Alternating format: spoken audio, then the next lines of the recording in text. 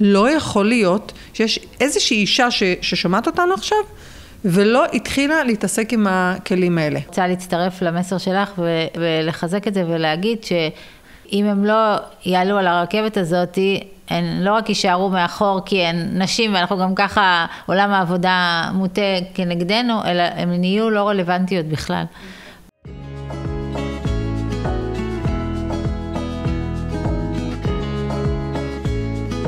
ברוכות הבאות לפודקאסט מנהלות מלידה, המקום שבו אנחנו שמות את המנהיגות והחוויה הנשית בארגונים במרכז הבמה.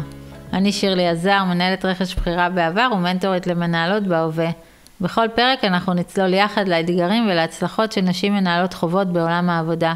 נביא סיפורים מעוררי השראה על איך להתמודד עם הטיות מגדריות, נשוחח על המורכבות שבאיזון בין קריירה לאימהות ונחקור את המשמעות של חופשת לידה כהזדמנות לצמיחה בקריירה. כאן תקבלו כלים פרקטיים ממנהלות בחירות ומומחיות בתחום משאבי האנוש שידריכו אותנו איך לקדם ולתמוך בנשים במקום העבודה, לצד חוויות נשיות אותנטיות ששופכות אור על החוויה שלנו בתוך ארגונים. יחד אנחנו נבנה קהילה שתעזור לנשים להתקדם לתפקידים בכירים יותר ולהיות חלק מקבלת ההחלטות בארגונים. והיום אני ממש שמחה לארח את לימור חיים מתתיהו. היי לימור. אהלן. לימור, אני אספר לכם בקצרה, היא בת 53, היא אמנם גרה בארץ אבל היא נמצאת הרבה על הקו לאיטליה ולארצות הברית. היא יועצת שיווק דיגיטלי, היא מומחית לבינה מלאכותית, היא מרצה באקדמיה בארץ וגם בעולם, והיא אימא לשני כוכבים, כוכב וכוכבת. אז היי לימור, מה שלומך? אהלן, מה נשמע? בסדר גמור, ואני שמחה שאת כאן איתי. אני אגיד שלימור ואני הכרנו לאחרונה באמצעות מכר משותף, ויצא לנו לדבר, וככה מסע החיים המעניין של לימור, והייחודי יש לומר, הביא אותנו להחלטה להקליט ביחד פרק, ובאמת לשתף את התובנות של לימור מתוך כל החוויות שלה, ואני בטוחה שנוכל לקבל הרבה ערך והשראה ממך. אז לימור, תתחיל להסתכל על באמת מסלול החיים והקריירה והאימהות וכל מה שעשית, ואני רוצה שתבחרי את הנקודה שמבחינתך הייתה איזושהי נקודת מפנה מאוד משמעותית, או איזושהי נקודה שבה קיבלת החלטה שממש ככה שינתה את מסלול חייך, ובואי נצא ממנה לטיול בעשייה שלך עד כה. וואי, זה ממש שאלה מעניינת. אני חושבת, השלב שבו החלטתי שאני חוזרת להיות שכירה, אחרי שיצאתי לעצמאות, אחרי שהבת שלי נולדה, זה היה השלב המפנה. באמת אם מסתכלים על זה ככה, כי עד שליבי נולדה הייתי שכירה כל חיי, ואז כשהיא נולדה הבנתי שאני לא יכולה להשאיר אותה בבית. בחדר הלידה הגיעה חברה שלי עם חוזה שפתחנו בדיוק חברה בעם, ממש ליטרלי, ילדתי, היא הופיעה ביום למחרת, ופתחנו חברה בעם, וככה בעצם עד שהבן שלי נולד, החלטתי שאני חוזרת להיות שכירה אחרי כמה שנים של עצמאות. ולמה בעינייך זאת כזאת נקודת מפנה? כי על פניו זאת ההחלטה, כאילו הדיפולט שלנו הוא שם. דווקא ההחלטות בדרך כלל על עצמאות הן החלטות שמוציאות אותנו מאזור נוחות. יכול להיות בעלת עסק שאת לא יודעת איך להיות בעלת עסק. ואז גם נכנסו גירושים לתמונה. הבנתי, אם אני אהיה שכירה, יהיה לי את הביטחון הזה גם של משכורת וגם של מקום את החופשות המסודרות כל זה היה הרבה לפני הקורונה, כן? אז עוד הכל היה מסודר. כן. לימים זה מאוד הוכיח את עצמו. אוקיי. כי נכנסתי לחברה גלובלית, 40% ממנה היו נשים. זו הייתה חברה מאוד פרו-נשית. כן. אז גם חוויתי שם את היכולת להביא את הילדים, גם בחופשות, וגם כשלא הייתה ברירה, גידלתי אותם לבד, לא הייתה לי עזרה באמת. אני חושבת שההחלטה הזאת היא בשבילם ובשבילי, סללה את הדרך שלי היום כעצמאית. זה יצר לנו איזשהו ביטחון בזכות התרבות בעבודה. אוקיי. אבל את מדברת על תרבות ארגונית שאני אגיד קצת בצער, היא לא מאפיינת את כל הארגונים בארץ. היא הרבה פחות נפוצה ממה שהיינו רוצות שהיא תהיה. אני לפחות עוסקת הרבה בנושא הזה של להביא את המודעות, כמה צריך שזאת תהיה התרבות באמת, ושנשים יוכלו להישען על הארגון במידה מסוימת, בזמן שהן נותנות לו את כל הנשמה, אבל לקבל בדיוק את מה שאת קיבלת, את הגמישות ואת העזרה ואת התמיכה בעצם ביכולת לגדל את הילדים שלך, אז אני חושבת שזה מסר חשוב למי שמקשיבה או מקשיב, יש להם יכולת להשפיע על תרבות ארגונית ולקבוע מדיניות, ואני חושבת שמתוך הסיפור שלך אפשר להבין כמה זה עזר לך וכמה זה היה משמעותי. אז לכן ציינתי שזאת הייתה חברה גלובלית. מאוד, זה ממש היה על סדר היום. אני יכולה לספר לך ששנים לפני זה, כשהייתי רווקה, אז עבדתי בחברת הפקות טלוויזיה. והמנהלת שלי דאז, שהייתה אז בת 42, עירית אמבר, שאני חייבת לה באמת את ההשראה של חיי בגידול של ילדים, היא מנהלת עצמאית, שם מאוד מאוד מצליחה, באמת, שם למדתי איך להתייחס בכלל לעובדים ועובדות. שם כבר הבנתי הרגשתי שאני שווה, לא יודעת אם הבנתי, אבל הרגשתי שאני שווה לכל העובדים. עד היום זה המודל שלי לאיך מנהלת צריכה להתנהל, איך אישה צריכה להתנהל. קודם כל, אני תמיד אוהבת לשמוע סיפורים על מנהלות מעוררות השראה, כי אני חושבת שזה אחד הדברים שכולנו צריכות להבין, כולנו יכולות להיות השראה לנשים אחרות, צעירות יותר, עם ניסיון אחר משלנו, כי זאת המתנה אחת הגדולות שנוכל לתת להן. ורציתי לשאול, הזכרת שככה, בתוך כל התקופה הזאת שקיבלת סביב ההחלטה לחזור להיות שכירה, גם התגרשת בעצם, שזה משבר מפני עצמו שאנחנו, גם אני עברתי גירושים, זאת אומרת, אני אומרת, זו טלטלה שאנחנו עוברות, שהילדים עוברים, ואנחנו צריכות להתמודד גם איתה. נכון. איך היה הממשק בין להתמודד עם החוויה הזאת, לבין להחזיק את העבודה שהייתה לך, בין אם הייתה רק כשכירות, או רק בתור שכירה, או גם בתור עצמאית? אז זה היה בתור שכירה לגמרי, כי זה היה תוך כדי העבודה שם. אני חייבת לציין שזה היה, קודם כל היו שם הרבה גרושות. הרבה גרושות, אימהות לילדים. ומהמקום הזה הרגשתי אמפתיה, הרגשתי הבנה, הרגשתי התחשבות, זה מקום עבודה, ואת יודעת, את באה ואת עושה את העבודה, והרגשתי שיש לי קבוצה של נשים שתמכו, את יודעת, שאת צריכה את התמיכה הזאת, גם גברים אגב, זה לא רק נשים, אבל אני מדברת על ההנהלה. התחושה הזאת של מקום שבא לקראתך, היא פרייסלס. כן. אני חושבת שמתוך מה שאמרת בעצם יש כמה דברים. יש באמת את המעטפת הארגונית מבחינת בא לקראתך ומכיל, ואני חושבת שהדבר השני שאמרת, והוא לא פחות חשוב, זה המקום הזה שיש לך מין אוזן קשבת, וגם מקום שהאתגרים שלך שם הם מאוד מנורמלים, כי יש עוד נשים שעוברות אותם, מתמודדות איתן, ויכולות להבין באמת מה את עוברת, וגם אני בטוחה היו שם תובנות שהן כבר, זאת אומרת שכל אחת יכלה לחלוק עם השנייה, ובאמת להתמודד יותר טוב ביחד כקבוצה. אני יכולה להגיד לך שלימים, עוד פעם, 8-9 שנים זה תקופה שגם אחריי התגרשו. כן. ואת זוכרת את הכתף שאת קיבלת, ואת מעבירה את זה הלאה, בכלל, בין במקום העבודה, לא במקום העבודה. נכון. זה משהו מאוד מאוד חשוב, במיוחד בשלבים שבו את די שבורה, כאילו זה המקום, ואת לא לכולנו קל לבקש עזרה, שלא לדבר עליי. וכשזה מגיע, כן, את לא מבקשת, זה פשוט בא כי מבינים ויודעים, כן. אז זה מאוד, מאוד חזק. זה מצחיק שאת אומרת את זה, כי אתמול בערב, כשהרציתי לאנשים בקהילת המנהלות בצפון, אז בדיוק זה היה אחד הדברים שדיברתי עליו, על הקושי של רובנו לקבל עזרה. כאילו כמה קל לנו לתת עזרה, וכמה זה מורכב עבורנו לקבל עזרה. ובדיוק דיברתי על הכוח של זה. ולא רק על הכוח, גם תחשבי איזה זכות זאת, שברגע שאת מקבלת עזרה ממישהי אחרת, את מאפשרת לה לתת, ויש בזה יופי מטורף. נכון. את בעצם מעניקה לה המון. נכון. בעצם היכולת לקבל. אז אני חושבת שזה מסר נורא חשוב, כי כולנו אינרנטית, כאילו בדיפולט שלנו רוצות רק לתת, יש את הפתגם הזה, המאוס, שנהיה בצד הנותן. אז אני לא יכולה לשמוע אותו, כי בעיניי הוא מפספס, זה לא נכון, אנחנו צריכות לתת, אבל אנחנו ממש צריכות לדעת לקבל, אז זה מקסים שככה, בדיוק. אנחנו צריכות לתת לאחרים ואחרות, לתת לנו. בדיוק.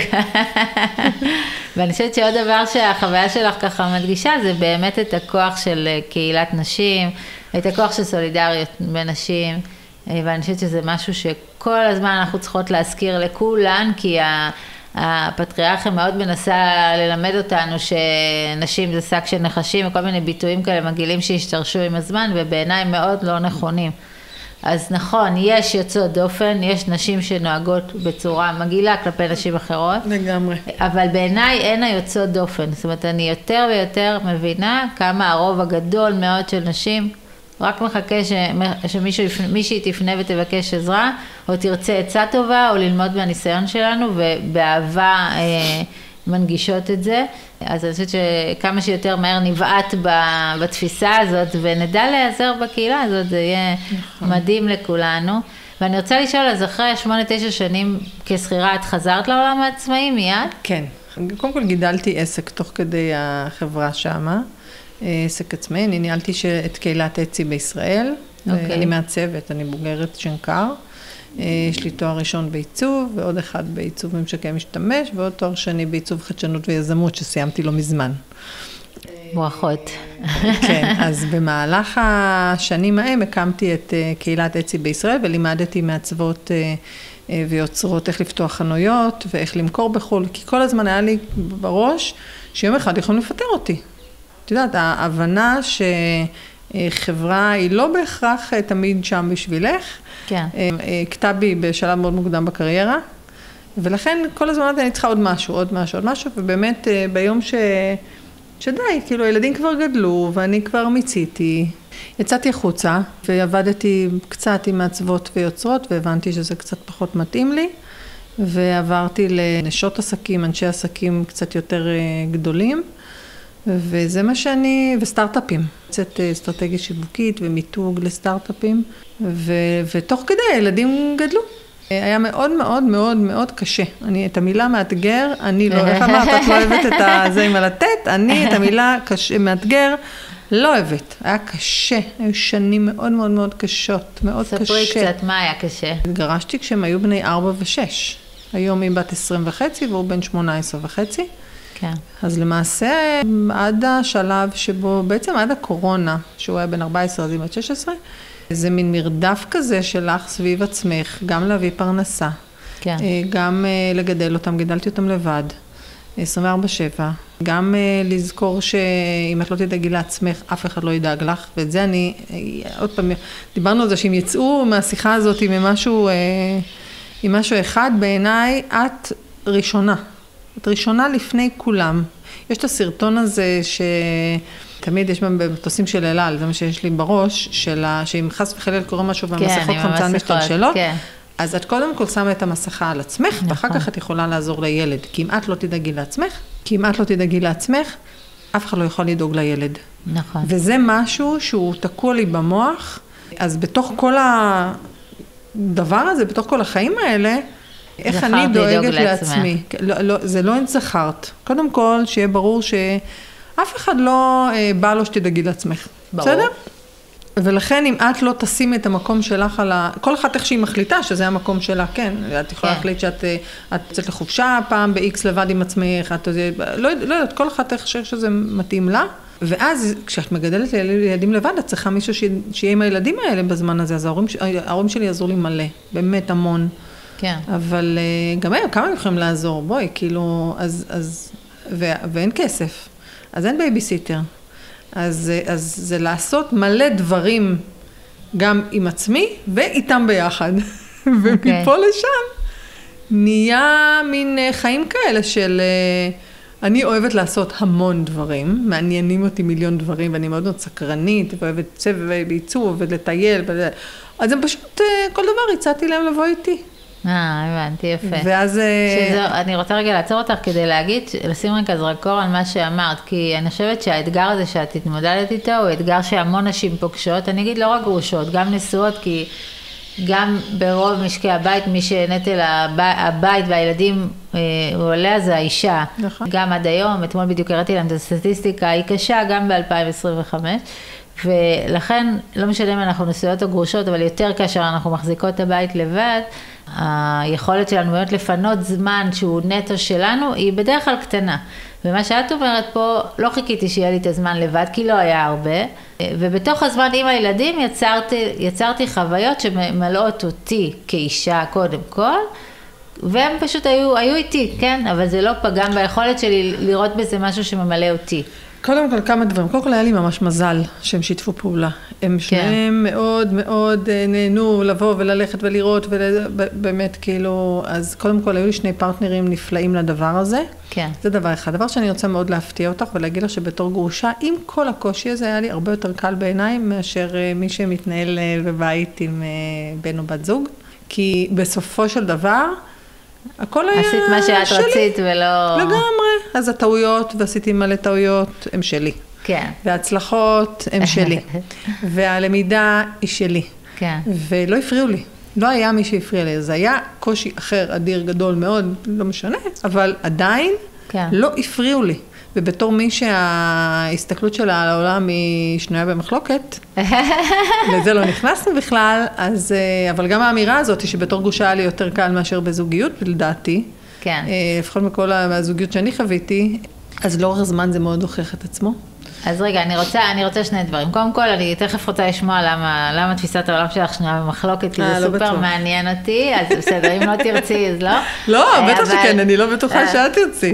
אוקיי. ולגבי למה יותר קל לבד מאשר, תראי, אני יכולה להבין את זה, דווקא בתור מישהי שסיימה את פרק א' ובפרק ב', אז כאילו, וכשפרק א' מן הסתם לא היה מוצלח, לכן הוא מסתיים, אז אני יכולה להבין כמה זה קשה כשאת ובן הזוג שלך לא באותו ראש, לא רואים חינוך באותה דרך, לא רואים נגיד ניהול בית באותה דרך, ואז באמת את כל היום מתמודדת, אני לפחות הרבה מאוד התמודדתי עם הפער הזה, ושוב ושוב זה מביא לרבים ולתסכולים ולזה וזה, אז אני לגמרי מבינה למה את מתכוונת שלבד יותר קל.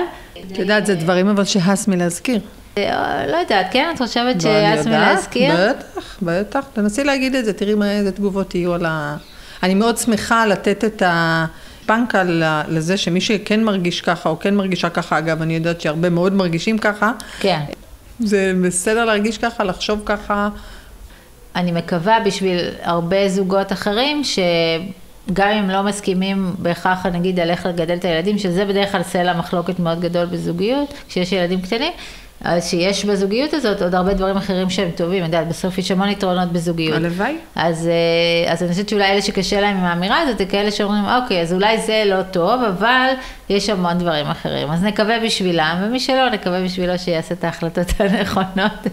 לגמרי. כי אנחנו בעד אושר אמיתי. אז רגע, אני ממש סקרנית לשמוע, למה תפיסת העולם שלך שנויה במחלוקת? כי... אני חושבת שאחד הדברים העיקריים, שאני מאוד שונה מהרבה מאוד אנשים, יש כמה, אבל אחד מהם זה הנושא של חינוך. אוקיי. מבחינתי, בערך בשלב שבו, ליבי גדולה ממתן בשנתיים, אוקיי. וכשהיא נכנסה לגן עירייה, מהגן הפרטי שהיה סבבה, יקר מאוד אבל סבבה, מהרגע שהיא נכנסה לגן עירייה, הבנתי שיש ברוך. אוקיי. יש תקלה. תקלה, אוקיי. שהלכה והחמירה ככל שהיא התקדמה בשנים, ואז הוא נכנס ליסודי. רגע, אבל מה התקלה? בצורת שהמערכת עובדת? לזה את מתכוונת? בוודאי. אוקיי. זה לא שונה במחלוקת, כולנו מסכימות איתך, גם אני ועוד הרבה. לא, יודעת, לא כולנו, תתפלאי. לא כולנו. ואז הבנתי בשלב מאוד מוקדם, אם אני לא אתן את מה שאני חושבת, המילה חינוך פה היא קצת לא מתאימה לי בכלל, אלא אם אני לא אדאג להראות את העולם, ללמד את מה שאני יודעת, לתת להם לחוות את החיים כמו שאני חושבת שצריך, למשל, ששינוי זה דבר טוב, למשל. ולשמחתי נכנסה לפה משבצת של ספורט, שאני לא הייתי איזה ספורטאית דגולה, אבל אני מאוד אוהבת לרכב על אופניים, אז כאילו אני יכולה להתחבר נגיד מהמקום הזה. כן. המשולש של ספורט, שניהם ספורטאים מצטיינים, ביחד עם לספק כל סוג של סקרנות שיש לילד, ולא להגיד לא, אלא קודם כל להגיד כן לכל דבר בחיים אגב, כן. ולהשקיע את הכסף שאני יכולה להגיד היה לי כסף כי מכרתי איזו דירה, ופשוט השקעתי כל השנים האלה מאות אלפי שקלים בחינוך שלהם, האפורמלי. כל סוג של חוג שיכול היה להיות, שמישהו מהם צייץ שמעניין אותו, שזה בעיקר היא, מתן מאוד אוהב ספורט, והוא כדורסלן, ואז הוא שיחק גם כדורגל ביסודי, הם קיבלו. זאת אומרת שהדפסה בתלת ממד, וכל מה שקשור למייקרים, ועיצוב, וסריגה, ותפירה, ובנייה, והדריכה, כל דבר בעולם הם קיבלו אצלי, התחלנו את החיים במרכאות מיד אחרי העבודה. כלומר, הם היו בבית ספר, זה היה סוג של בייביסיטר מבחינתי, לא בייביסיטר לאית, אבל לא הייתה לי ברירה. אני באופן אישי לא הייתי עומדת בהום סקולינג, אחרת הייתי עושה את זה, כי אז זה באמת 24/7 הדבר הזה, וגם ככה כמעט יצאתי מדעתי. חושבת שזה הוכיח את עצמו. כן. כי הבת שלי היום ב-MIT, כן. בתואר ראשון, ומתן בצבא, והוא גם עובד בהשקעות בשוק ההון, כן. הוא מלמד. אז יש פה משהו, יש פה שני ילדים שגדלו עם הסתכלות של לקיחת אחריות, לא להטיל את האחריות על המערכת בכלל. אני מראש החלטתי שהמערכת הזאת היא שמה, אוקיי, יופי, עכשיו בוא נייצר מערכת אחרת. אז אני רוצה להגיד קודם כל, באמת גם בשיחה הקודמת שסיפרת לי על הילדים שלך, אז גם אז אמרתי לך שאני חושבת שהם באמת גדלו לתפארת, כי הם באמת נמצאים במקום מאוד מרשים ביחס לגיל שלהם, והשיגו דברים יפים מאוד. אני רוצה להגיד קודם כל שאני מסכימה ב100% שמערכת החינוך, כפי שהיא היום, זאת אומרת, היא לא התאימה את עצמה בכלל לעולם, וכשאני רואה את הבן שלי מגיע עם... בן כמה הוא? הבן הגדול שלי בן 15 והקטן בן 9. אני רואה את משימות שהם מקבלים, אני אגיד יותר הגדול מאשר הקטן, אני אומרת לו, תקשיב, זה עבודה מהסוג שהיו נותנים לי לעשות. עכשיו, לי, הפער הגדול הוא שכשאני רציתי מידע, אני נסעתי בשני אוטובוסים לאוניברסיטה בחיפה, וישבתי, אני לא אשכח את זה בחיים, את החוויה הזאת, ישבתי שם בספרייה עם הפילמים של העיתונים, ושעות הייתי מחפשת כתבות, לא באמת, זה קטע מטורף לחשוב. והיום הבן שלי, המידע הזה נגיש לו בלחיצת כתור, האמת שהוא לא צריך ללחוץ, הוא יכול פשוט להגיד מה הוא רוצה, ועדיין נותנים לו, בדיוק השבוע עשה איזושהי מצגת, אמרתי, אני לא מבינה, מה זה הדבר הזה? למה נותנים לו לעשות את המצגת? הוא אפילו לא ידע על מה הוא עושה את המצגת, שזה כל כך אבסורד, סורי שאני חושפת, אבל הוא לא ידע, כי הוא ביקש מכלי ה-AI השונים לעשות לו את זה, ונגמר הסיפור, ואני לא מבינה איך בעיני מערכת החינוך זאת משימה בכלל לתת לילד היום. כי היא לא משקפת שום דבר, והיא לא מעודדת או ללמוד שום דבר. אני אגיד לך משהו. אני מעדיפה לא לענות, כי אין לי תשובה בשום המערכת הזאת. אני יכולה להגיד לך שאני לקחתי אחריות מלאה על איך שהם התנהלו בעולם. ברגע שזו הייתה החלטה, כל דבר שהפריע להם או לי, היה לא רלוונטי. אני אספר שכשהתחילה הקורונה, הבית הזה עלז, צהל, אני זוכרת שאמרתי להם, אתם לא מבינים איזה הזדמנות יש לכם פה עכשיו, שאתם לא צריכים ללכת לבית ספר יותר. אני הייתי מהמאושרות באדם בכל פעם שהיה את החופשה. יודעת, הורים אומרים לי, מה, ובחופשות, ואיך, והיית מסיעה אותם, ולכדורסל, ובחופשות את רוצה לנוח, ואני מבחינתי, כל רגע שהם לא היו צריכים ללכת לבית הספר, היה חגיגה, כי זה היה עוד הזדמנות לתת להם דברים שבזמן שהם היו בבית ספר, לא זה. עכשיו, זה דבר אחד. דבר שני, בהקשר למה שסיפרת על הפרזנטציה שלו, אני מעבירה עכשיו קורס בכאן ו-AI. והשיעור הראשון היה פוסטים לרשתות חברתיות, זה נשות עסקים, ואז מישהי שואלת בקבוצת הוואטסאפ, לא, היא כותבת פתאום, אתן לא מאמינות. הבן שלי, בן לא זוכרת 13, 14, 15, ניגש אליי עכשיו, ואמר לי שהוא צריך להגיש עד חצות עבודה על משהו היסטוריה, והוא רוצה, לא יודע איך לעשות את זה, ואמרתי לו, בוא נעשה את זה בכאן, ואז הוא אמר לי, אמא, מה כאן, ומה את מבינה בכאן, ומה זה? עכשיו סיימנו שיעור, בדיוק 3 שעות לפני זה, אמרתי לו, בוא נראה לך מה עושים בכאן, ושלחה לנו את מה שהם עשו, ויכולו להגיש את זה. זה בעיניי, ככה חיים היום, זה דבר אחד. דבר שני, שלשום, סגרתי שיעור פרטי עם ילד בן 14, שביקש מאמא שלו שתעזור לו ללמוד AI, למצוא איפה לומדים. אמרתי, אני מוכנה ללמד ילדים בתיכון, וגם בחטיבה, אם הם מבקשים מההורים ללמוד AI. הפוך, אני לא מוכנה ללמד, הזמינו אותי ללמד בתיכונים, בחטיבות ביניים, לא מוכנה. זה מקום שבעיניי הוא סבל ללקוחות, אני לא מקנה במורות, כן, לא להתבלבל. לא, ברור, אבל למרות שדעת, צריך את הידע הזה בתיכונים, בדיוק את זה צריך ללמד אותם, אני אומרת ככל שיותר ויותר בתי ספר יפנימו את זה, וילמדו את הילדים האלה כלים לעולם. כמו שלא יפנימו כל כך הרבה דברים במהלך השנים עוד לפני שהגיע AI, כן. ואני לא חיכיתי שיפנימו, אלא לימדתי סקילס לחיים. כן.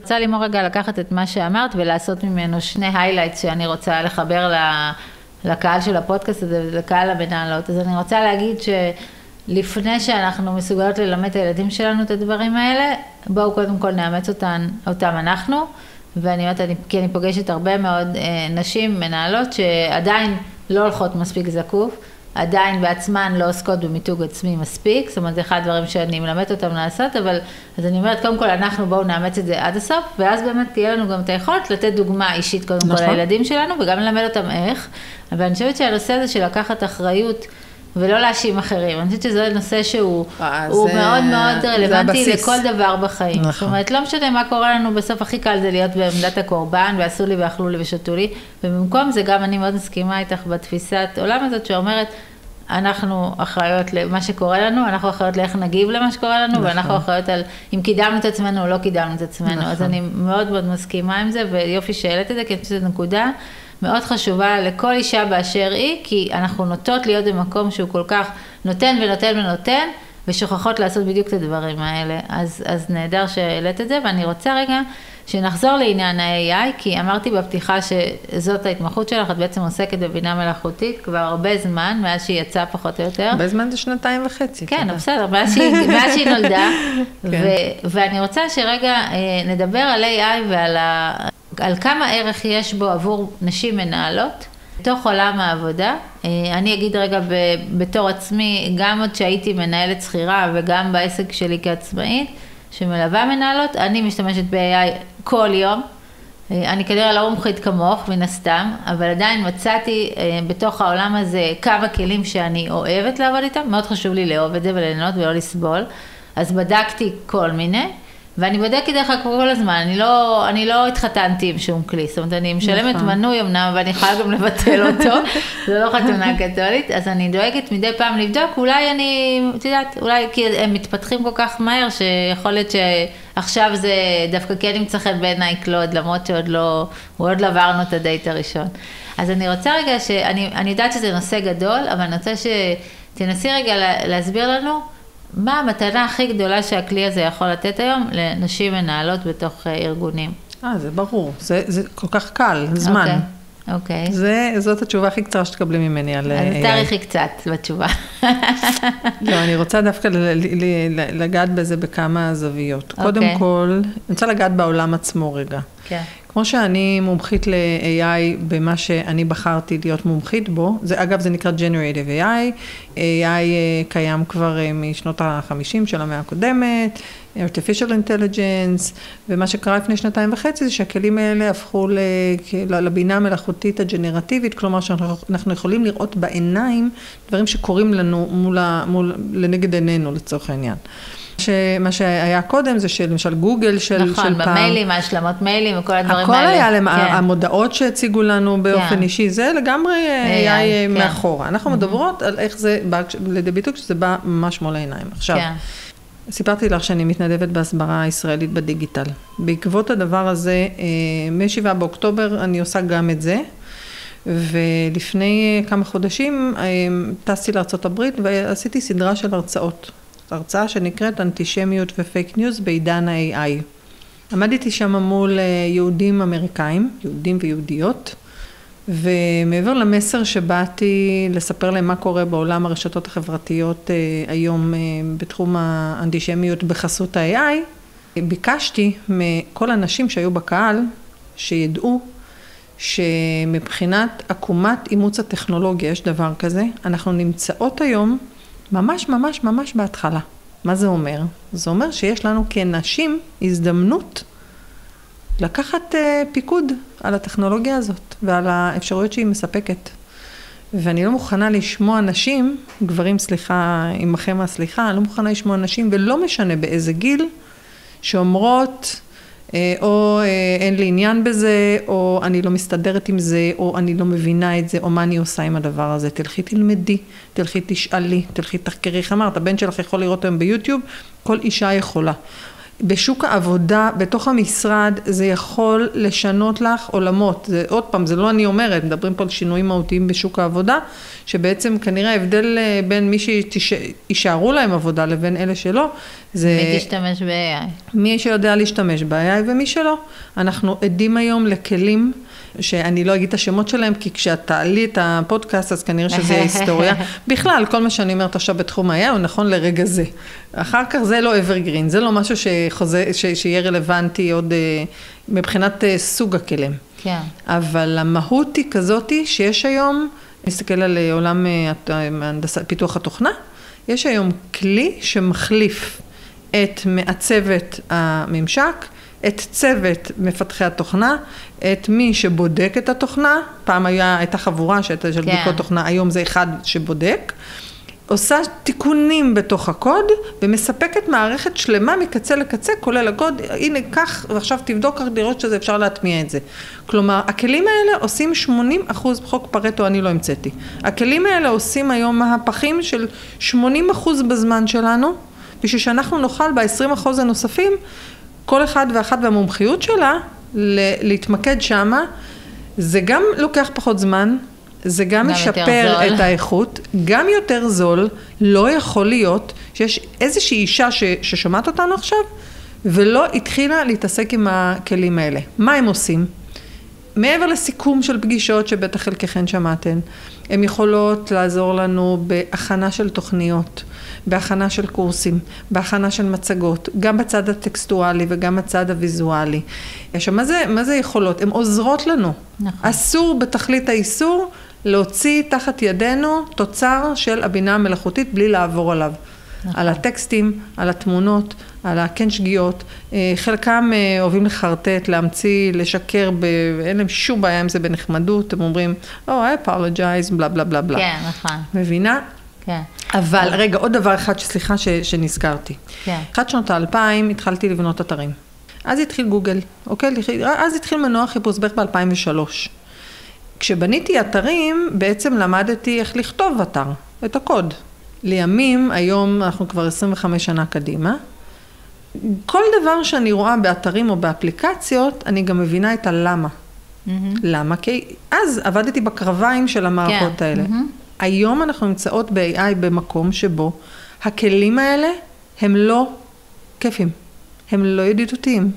בסדר? אני מתמחה בממשקי משתמש, בחוויית משתמש. הם לא נעימים. זה שבא לך לעבוד עם המערכת הזאת ואת מרגישה שלא כיף לך ושאת לא מבינה, זה לא את, זה המכונה. אנחנו נמצאים, את רואה את הקרביים שלה. כן. אני בטוחה שבעוד X שנים, אני לא יודעת כמה זמן זה ייקח, כנראה לא שנים, כנראה הרבה פחות. אז אני לא יודעת. כן. מעצבי ממשק יעטפו את כל מה שאנחנו רואות היום בעיניים, ישימו שם כפתורים יותר, יעשו חוויית לקוח אחרת. רוצה רגע להתייחס לכמה דברים. אז קודם כל להגיד שיש כבר סטטיסטיקות קצת על, דיברת על עקומת אימוץ טכנולוגיה, אז אני רוצה להגיד שכבר יש סטטיסטיקות ראשונות על כמה מעט נשים מיישמות אותם לעומת גברים. ספציפית לגבי Generative AI, ואני רוצה להצטרף למסר שלך ולחזק את זה ולהגיד שכל הנשים ששומעות אותנו צריכות להתעורר. אם הם לא יעלו על הרכבת הזאת, הן לא רק יישארו מאחור כי הן נשים ואנחנו גם ככה עולם העבודה מוטה כנגדנו, אלא הן נהיו לא רלוונטיות בכלל. נכון. ולכן אני חושבת שזה לא אפילו, אין פה עניין של להתלבט, אין פה עניין ואנחנו לא מנסות לייפות את זה, אנחנו אומרות את זה מאוד בבוטות ומאוד בבירור. נכון. אין לך ברירה, אין לך פריבילגיה להחליט שזה לא רלוונטי לך. את תהיי פשוט מחוץ למשחק של תעסוקה, והמשמעות של זה היא ברורה, אז אנחנו אומרות, קשי ותמצאי את הדרך שלך ללמוד, תמצאי את הכלי שאת רוצה להתחיל איתו, תמצאי את הדרך להתגבר על אי נוחות, ותעשי את זה, וזה לא משנה במה תבחרי, העיקר תהיה חלק מהדבר הזה, ושזה לא יהיה זר לך. זאת אומרת, אני רואה את הדור של ההורים שלי, הם כל כך טכנופובים וקשה להם עם הטלפון וזה, ואני אומרת, אוי ואבוי, כאילו, הרי אנחנו עוד איזה כמה שנים, אני פוחדת ממה הילדים שלי יביאו, ואני אומרת שאני לא אהיה במקום כזה לא רלוונטי. אז אני יכולה לעודד אותך. כן. בשנתיים, 3 האחרונות, אני החלטתי שאני מתמקדת בנשות עסקים בנות 60 פלוס, 70 פלוס ו-80 פלוס, בסדר? זה חלק נכבד מהלקוחות שלי. הנשים האלה, כולל אמא שלי, שהיא בת 78 שתחיה, לוקחות ברוורס, חבר'ה, גברים ונשים כאחד יותר צעירים מהם, הן שולטות, הן ההשראה שלי, שולטות בכלי הג'נרטיב, באות ולומדות, באות ושואלות, באות ומיישמות, עובדות עם הכלים האלה. זה לא נכון להגיד, אגב, אותה עירית אמבר היום היא חצתה כבר את גיל ה-70, חברתי האהובה והיקרה, היא פשוט מתעסקת עם ה-ChatGPT ומדברת אליו ומנהלת איתו שיחות וגם הבעלה, ואין דבר כזה.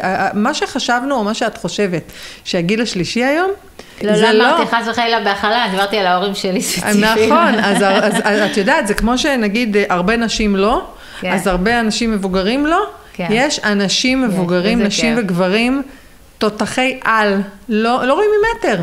איזה כיף. וככה מעולה. זה צריך להיות. נכון, נכון. בכל גיל. גם, אני דרך אגב מסכימה מאוד. אנחנו צריכות תכף לסיים, אבל אני רוצה רגע לשאול אותך שאלה שמעניין אותי איך את רואה אותה, כי יצא לי ולבן זוג שלי ככה לדון בה, ומעניין אותי את התפיסה שלך.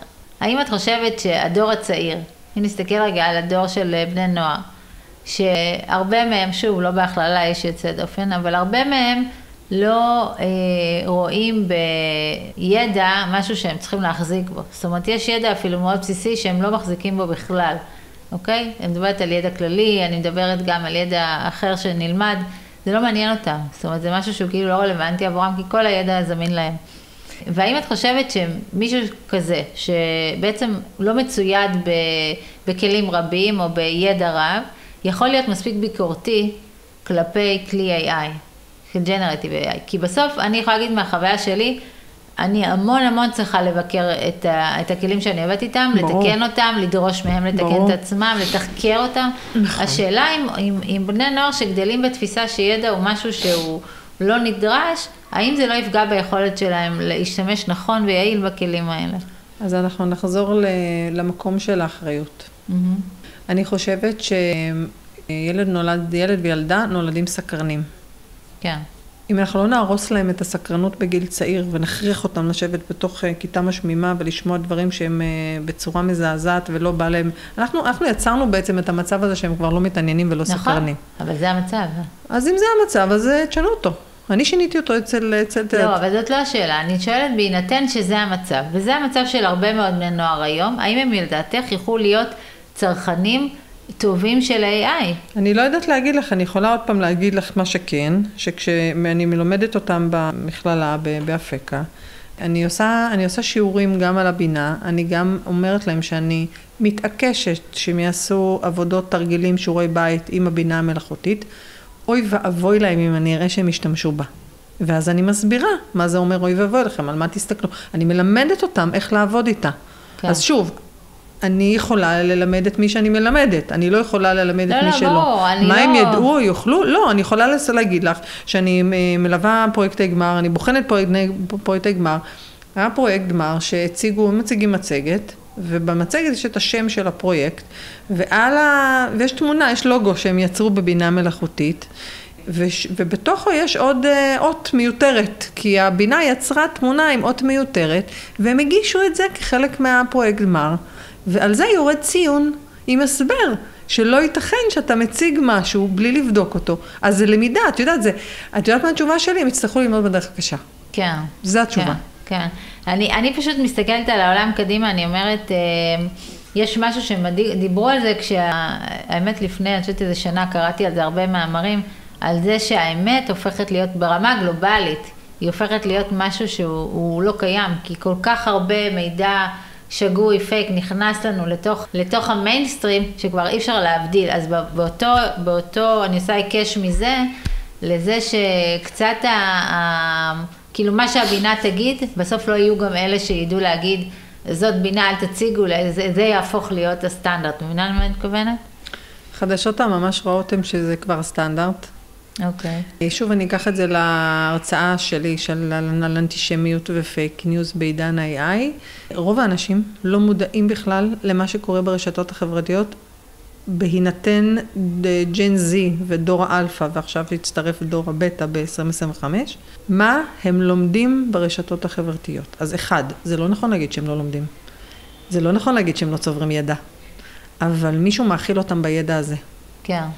ידע אינטרסנטי, שמשרת אינטרס מסוים, אג'נדה מסוימת. נכון. עכשיו, הידע שמשרת אינטרסים של מישהו או משהו, תמיד היה. גם בבתי ספר היה, זה אותו דבר. כן.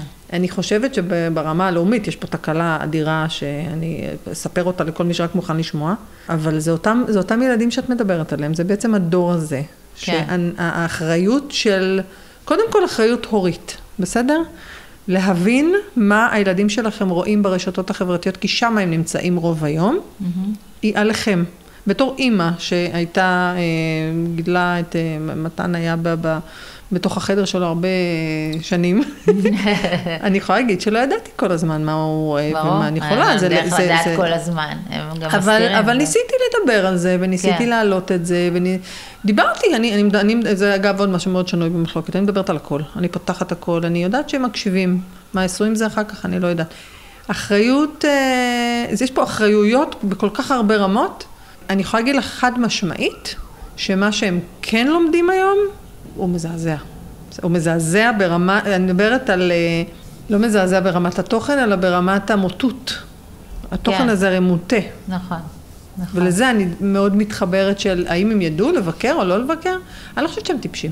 הם לא טיפשים, אבל האנטישמיות שיש היום בעולם מראה שלא צריך להיות טיפש גדול בשביל להאמין למה שאתה רואה, כי בשיווק הרי אומרים שאיקס פעמים תראה את אותו מסר ובסוף הוא יחלחל. כן, תאמין שהוא אמיתי, נכון. אז תראי, בגלל שאנחנו לקראת סיום, לא בא לי שנסיים במסר המבאס הזה דווקא, אלא נסיים בצורה אופטימית, ואני רוצה שתדלי ככה מכל מסע חייך המאוד מגוון, עוד איזושהי עצה לנשים צעירות שמקשיבות לך כרגע, ולא משנה אם הן גרושות או לא, אבל בעצם היותן נשים מתמודדות עם אתגרים שונים ומגוונים, תני איזה עצת זהב לאישה צעירה שעכשיו מקשיבה לך, וקשה לה בחיים. אוקיי, אין דבר כזה צריך. אין, אם את שומעת מישהו מהקרובים אלייך יותר, מהקרובים אלייך פחות, אומרת או אומר, אבל צריך, הצריכה, זה בדיוק המקום שבו את צריכות להיפתח לך אוזניים ולהגיד, הוא said, מי אמר? ואז לעשות הפוך, או לעשות אחרת, או לעשות שונה. זה העולם של היצירתיות, החשיבה היצירתית והפתיחות לשינויים. לא צריך כלום. את צריכה להיות מאושרת, את צריכה להרגיש בבטן שאת עושה את מה שטוב בשבילך, ומשם הכל יסתדר. יהיה קל? לא. לא בכך, אולי כן, יהיה הרבה יותר קל מאשר להיאבק בזה שמישהו אחר חושב שאת צריכה. את לא צריכה כלום. יפה מאוד, אחלה מסר ואני מסכימה עם כל מילה. וממש לסיום אני רוצה לומר שתגידי אם מישהו רוצה לבוא ולעבוד איתך, לקבל את שירותייך, מה עליו לעשות או עליה? נראה לי רשתות חברתיות זה המקום הכי נכון להגיע דרכו, כי טלפון לא נראה לי שנתת פה. אז פייסבוק, לינקדין. פייסבוק, לימור חיים מתתיהו, לינקדין, לימור חיים מתתיהו, עברית ואנגלית, נכון? אז אין בעיה לרשום בעברית. ואינסטגרם לימיצית, יש לי גם אתר, לימור, L-E-M-O-R-E-C-O-E-L. בואו נשים את הפרטים גם בפרק. כן, ויש לי גם קבוצה שנקראת ממלכת הינשופים. אני מזמינה כל מי שסקרן או סקרנית לשמוע משהו אחד, פעם בשבוע, ביום שישי אני שולחת, קבוצה שקטה, לא מדברים שמה, משהו שאותי מעניין, שנתקלתי בו השבוע, בתחום הבינה המלאכותית. אז גם את הקישור לצ'אט הזה אנחנו נשים אצלך, ומי שירצה וסקרן, מוזמן באהבה, מוזמנת. מעולה, איזה כיף, קודם כל אני אצטרף לממלכת הינשופים. למה לא ינשופיות? למה ינשופים? סליחה. ינשופים וינשופיות. ככה אני פותחת כל פוסט. אז לימור, היה לי כיף ומעניין, ואני אצטרף גם לקבוצה השקטה, וגם נאפשר למאזינות שלנו להצטרף. ותודה רבה שהערכת אותי היום בביתך, ושהיית חברתי לשיחה המעניינת הזאת. תודה רבה רבה לך. אז זהו להיום בפודקאסט מנהלות מלידה, אני מקווה שמצאתם נקודות הזדהות, תובנות או כלים שיכולים לסייע לכם במסע האישי והמקצועי שלכם. אני מזמינה אתכם לשתף את הפרק עם חברות ולהגיד לי מה עזר לכם במיוחד ומה עוד הייתן רוצות לשאול או לשמוע עליו. אם בא לכם להמשיך את השיחה, אתן מוזמנות לבקר באתר שלי, לשלוח הודעה ואפילו להציע את עצמכם לרעיון. יחד נמשיך לבנות קהילה חזקה של מנהלות מלידה, נשים שתומכות אחת בשנייה, גדלות ומצליחות ביחד. תודה שהייתן כאן ונתראה בפרק הבא.